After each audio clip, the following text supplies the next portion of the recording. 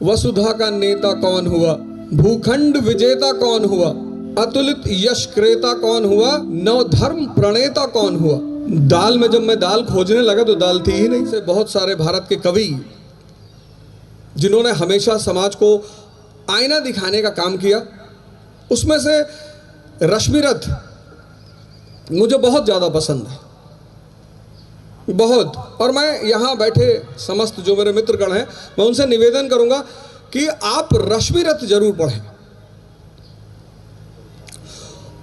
आदरणीय मुख्यमंत्री जी के सम्मान में मैं 4 लाइन कहूंगा बस, और उस 4 लाइन में सूत्र भी हैं उन्नति के, उत्थान के, उच्चतम स्तर पर पहुंचने के। आप सभी जितने लोग यहां बैठे हैं, सबकी अपनी महत्वाकांक्षा है, किसकी नहीं है। यहीं से यह कविता शुरू होती है। वसुधा का नेता कौन हुआ, भूखंड विजेता कौन हुआ, अतुलित यश क्रेता कौन हुआ, नवधर्म प्रणेता कौन हुआ। वसुधा, पूरी दुनिया का नेता कौन हुआ, प्रभु श्री राम। भूखंड विजेता कौन हुआ, सम्राट अशोक। अतुलित यश क्रेता कौन हुआ, श्री कृष्ण। नवधर्म प्रणेता कौन हुआ, भगवान बुद्ध। कौन हुआ मतलब वो कवि कह रहा है कि कौन लोग ये सब हुए, ऐसा क्या चरित्र है उस व्यक्ति का, क्या नेचर है उस व्यक्ति का जो वसुधा का नेता हुआ, भूखंड का विजेता हुआ। तो अगली लाइन में उसको एक्सप्लेन करते हैं। जीवन में जिसने आराम का त्याग किया और विघ्नों में भी काम किया। महत्वाकांक्षा के साथ जो चीज चलती है, महत्वाकांक्षा के साथ जो चीज चलती है उसका नाम है विघ्न, संघर्ष, चुनौतियां, चैलेंज। विघ्नों में जिसने काम किया, क्या काम है विघ्न का, इसको अगली लाइन में समझा है कि ये जो चुनौती है, ये जो चैलेंज है, ये जो संघर्ष है, इसका रोल क्या है जीवन में। क्लास 12th के बाद जब मैं इलाहाबाद आया तो मैंने अपने पिताजी से कहा कि पिताजी इलाहाबाद भेज रहे हो। तब इलाहाबाद था इसलिए इलाहाबाद बोल रहा हूं, अभी जब आज की बात करूंगा तो प्रयागराज बोलूंगा। तो उन्होंने मुझसे एक बड़ी अच्छी बात कही और उन्होंने ही मुझे प्रेरणा दी रश्मिरथ पढ़ने की। जब हम पहली बार यहां आए तो शुरुआत में तो शौक था कि टिफिन मंगाएंगे। टिफिन आया, माता जी ने कहा चिंता की कोई बात नहीं, टिफिन आएगा, टिफिन में खाओ बढ़िया। मैंने कहा टिफिन वाले तो 10 रोटी देंगे नहीं, बोले 15 देंगे।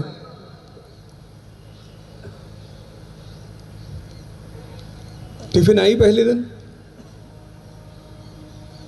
दाल में जब मैं दाल खोजने लगा तो दाल थी ही नहीं। 10 दिन टिफिन का खाना खाया, पीलिया का सौगात मिला, पीलिया हो गया, घर भागे। तो पिताजी ने कहा ऐसे थोड़ी, अब गए हो तो खुद से खाना बनाओ। विघ्नों में जिसने काम किया, विघ्न का काम क्या है, संघर्ष का काम क्या है। जीवन में विघ्न जब आता है, क्या आंसर है उसका, जीवन में विघ्न जब आता है सोते से हमें जगाता है। जगाने का काम है संघर्ष का, जगाने का काम है विघ्न का। आरंभिक जीवन के 15 वर्ष आप परिवार में रहे, घर में रहे, माँ बाप के साए में रहे, खूब मस्ती किया और माता जी ने लौकी की सब्जी बना के दी और आपने उठा के फेंक दिया कि रोज रोज लौकी खाएंगे, दिमाग खराब है। जीवन में विघ्न जब आता है सोते से हमें जगाता है। कैसे कैसे जगाता है, अगली लाइन है, मन को मरोड़ता है पल पल, तन को झकझोरता है पल पल। तो महत्वाकांक्षा की जो पहली सीढ़ी है वह है विघ्न, संघर्ष। इससे आप भाग ही नहीं सकते। जब भी मैंने क्लास लिया, जहां भी क्लास लिया पूरे भारत में, यहां तक कि मैं भारत से बाहर जब मैंने क्लास लिया तो मैंने ध्यान और योग से ही शुरुआत की। जो पहला पोस्ट आज के प्रोग्राम पे मैंने डाला, मैंने यही लिखा कि सृजन की सबसे बड़ी आवश्यकता है शक्ति। आप कुछ सृजन करना चाहते हैं, कुछ बनना चाहते हैं, समाज में अपना स्थान बनाना चाहते हैं, बिना शक्ति के आप कहते हैं सर हम तो गुटखा खा के बना लेंगे।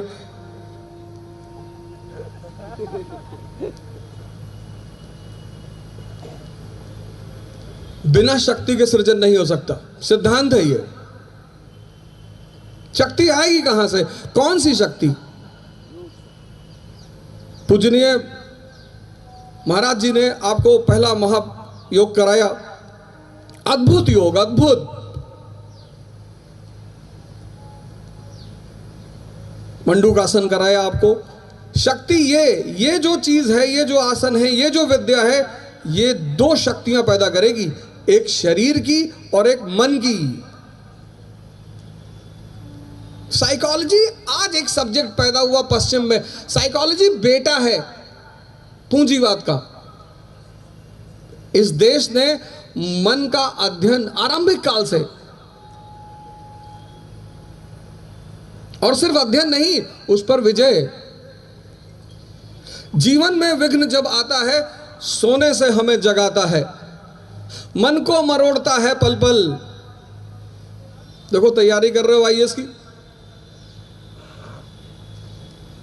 मन को मरोड़ता है पल पल कि कहां पढ़ रहे हो, सबका थोड़ी होता है। मन बड़ा प्यारा इंस्ट्रूमेंट है शरीर के अंदर, कुछ भी तर्क दे देगा, कुछ भी। बहुत सारे लोगों ने वादा किया हम आएंगे, लेकिन शायद मन ने नहीं आने दिया, क्योंकि मन के तर्क बड़े प्यारे, बड़े विचित्र। किसी साहब ने मुझसे कहा कि आप योग ध्यान वगैरह की बात करते हैं। मैंने कहा हाँ। क्या घोड़ा इतना दौड़ता है, उसका जीवन सिर्फ 20 वर्ष है, और अजगर सिर्फ सोता है, उसका जीवन 100 वर्ष है। मन, बहुत लोगों ने सुबह 4 बजे का अलार्म लगाया होगा, और 4-5 पे मन ने कहा होगा कि कहां जाओगे? अच्छा जाओगे 5 मिनट और